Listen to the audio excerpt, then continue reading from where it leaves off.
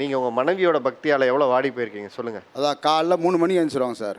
3 மணி ஆச்சா அந்த லட்சுமி ஸ்லோகம் வச்சிருவாங்க. 3 மணிக்கு எழுந்திருச்சு 3 மணிக்கு. ஆமாம் சார். அதோட கனக சோத்திரம் வச்சிருவாங்க.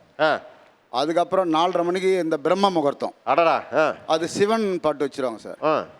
அதுக்கப்புறம் அந்த இது முருகர் பாட்டு விநாயகர் பாட்டு எல்லாம் கண்டினியூவாக ஓட்டிருக்கு சார். ஓடிட்டு இருக்கு. ஆமாம். திங்கக்கிழமைனாக்கா சிவன் கோயில் சார். நம்ம திருவிதியில் வந்து 2000 வருஷத்துக்கு முன்னே உருவான சிவன் கோயில் 63 நாயன்மார்கள் சின்ன கோயில் இருக்குது சார். அங்கே கூட்டின்னு போகணும். செவ்வாய்க்கிழமை முருகர் கோயில். புதன்கிழமைனாக்கா சிவன் கோயிலுக்கு கூட்டின்னு போக சொல்லிடுவாங்க, எல்லா சாமி இருக்குன்னு. வியாழக்கிழமை சித்தர் கோயிலுக்கு போகணும், இல்லைன்னா வள்ளலார் கோயிலுக்கு போகணும். வெள்ளிக்கிழமைனா அம்மன் கோயிலுக்கு போகணும் சார்.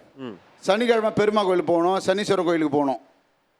ஞாயிற்றுக்கிழமைனாக்கா கருப்புசாமி கோயிலுக்கு கூட்டின்னு போக சொல்லுவாங்க. கோயிலுன்னு போயிட்டே இருந்தால் பிள்ளைங்களுக்கும் எங்களுக்கும் உணவு வகைகளை திருப்திப்படுத்துறது யார்?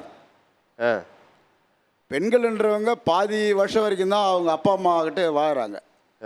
நம்ம கழுத்து தாலி கட்டி கூட்டு வந்தோன்னு நம்ம மனைவி ஆயிடுறாங்க. நமக்கு எல்லாமே அவங்க தான். அடிப்படை பேசிக்கே பெண்கள் தான் எல்லாருக்குமே. அவங்கவுங்க வீட்டில் உள்ள மனைவிமார்கள் தான்.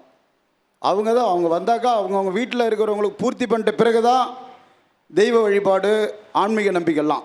இப்போ சாமி நம்ம இல்லைன்னு சொல்ல, சாமி நான் கும்பிட வேணான்னு சொல்ல, வீட்டில் உள்ள கணவன்மார்களை பிள்ளைங்களை இதெல்லாம் பார்த்துக்கணும். இதை விட முக்கியமாக அவங்க உடம்பை பாதுகாக்கிறதுல நம்ம வந்து கவனமாக இருக்கணும். ஏன்னா நம்மகிட்ட வந்த பிறகு அவங்களுடைய முதல் எழுத்தையே நம்ம எழுத்தாக போட்டுக்கிறாங்க. அவங்க தான் இந்த குடும்பத்தினுடைய அச்சு ஆணியை. எல்லாமே ஆக்கள் எழுத்தெல்லாம் அவங்க தான்.